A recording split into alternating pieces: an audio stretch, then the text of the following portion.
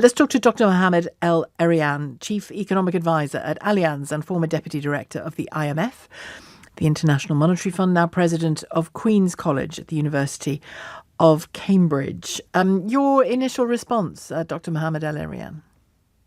My initial response, Sheila, is that this budget is the first step towards better growth. It wasn't an easy step. It's sure to please few people, and lots of people will be complaining. But the reality is the inheritance was so difficult that a first best budget in terms of pleasing everybody was out of the question. And the markets will react how, or are reacting how? So far, the markets are reacting by bringing down yields, bringing down borrowing cost. As to why, you will hear 2 points of view, and it's very hard to distinguish between them. One is relief that the Labour government did not use up all the room it could have used in terms of borrowing under the new debt definition. The other one is belief rather than relief. Belief that this is a step towards higher growth and therefore higher creditworthiness. But anybody who worried that this would be a Liz Truss moment, those worries aren't materializing. Borrowing costs have come down today. And is that, do you think, because alongside the increased borrowing, there was a clear attempt to share that burden through taxation? Yes, and it's a massive, massive tax effort, 40 billion, one of the biggest we've ever seen. And that's where you get really the crux of the problem, that despite 40 billion in revenue generation, the Labour government cannot go as far as many of us would like on investment, on public services, on things that we heard on your show, Sheila. Can I ask you about the OBR and that report that was referred to? Because Rishi Sunak was handed a piece of paper during his response and said, there you have it. The OBR has not mentioned the black hole, the 22 billion, in its report that it's brought out today. I can't remember her exact words but for the moment, but Rachel Reeves said at the beginning of her speech that she found hundreds of unfunded pressures on public spending well into the future that had been, in her words, hidden by the government, and that the OBR was going to allude to this in its report. Again, we'd have to see that report to see what has and hasn't been said. But try to explain to us the significance of that, of what the OBR knew and didn't know when it made its forecasts in March. So we need to see the details. And like you, I'm waiting for it.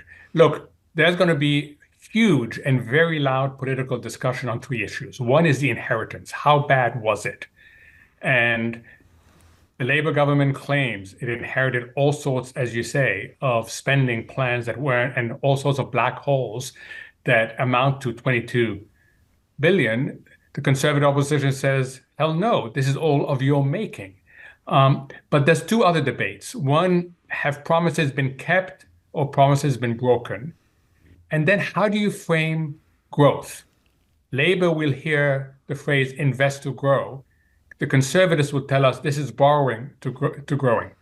At the end of the day, none of these are going to be resolved by the OBR. What you're going to get on the OBR is on the one hand, on the other hand. You see it on growth already. They've come out assessing the growth outcome. They say positive growth outcome because of spending, positive growth outcome because of public investment, but they're worried about private investment. So unfortunately, we should not expect the OBR to resolve what are going to be very loud political discussions. And we can't really have a conversation about what came before without including, and it's something Rishi Sunak alluded to in his speech, I think fairly, COVID and what he called Putin's war. They between them put such pressure on our finances, didn't they? They did, and we needed to try to compensate for what would have been a massive stagflationary shock, meaning not only an inability to grow our economy, but also much higher inflation that would have robbed even more of our purchasing power. So yes, there was need for fiscal intervention, and we've seen it not only in the UK, but we've seen it in the US as well. On capital gains tax and corporation tax, I would throw into the mix here as well.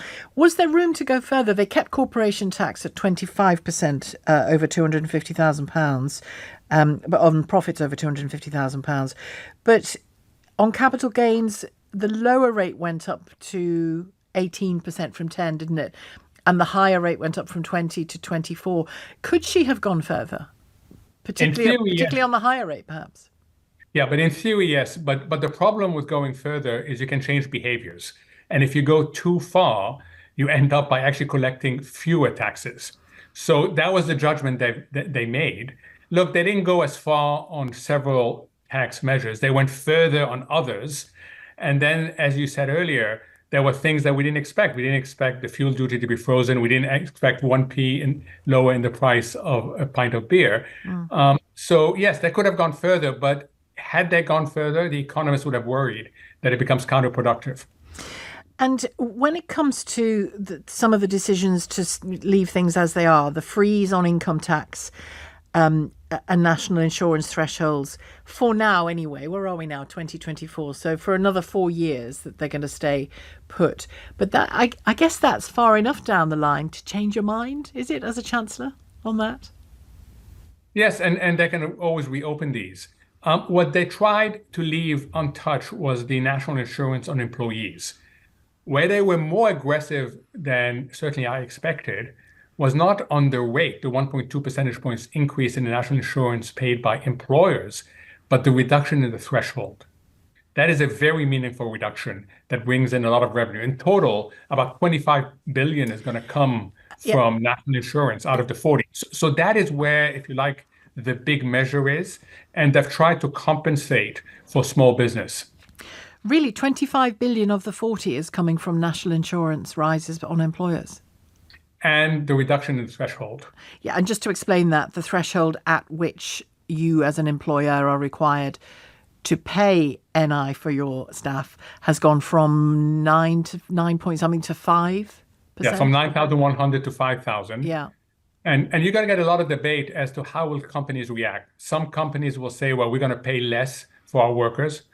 Others will say we will hire fewer people. And a third category will say we'll either increase prices or we will take it in our profits. And I think it's going to differ from company to company. My previous guest, Danny Sriskandarajah from the New Economics Foundation, summed the budget up in one word. We talked about it more, obviously, but in one word, as courageous. Do you have a word that comes to mind? No, I think courageous is a really good way to describe it. It's courageous in terms of trying to reorient the economy. It's courageous in terms of focusing on what governments tend to pick on rather than enhance, which is public investment, and courageous in terms of the tax effort. I mean, that's a really good word, actually. Okay. Well, I'll tell him. I'll tell him you chose his word as well. Thank you very much indeed. Pleasure to have you on the programme. Thank you, Dr. Mohamed El-Erian.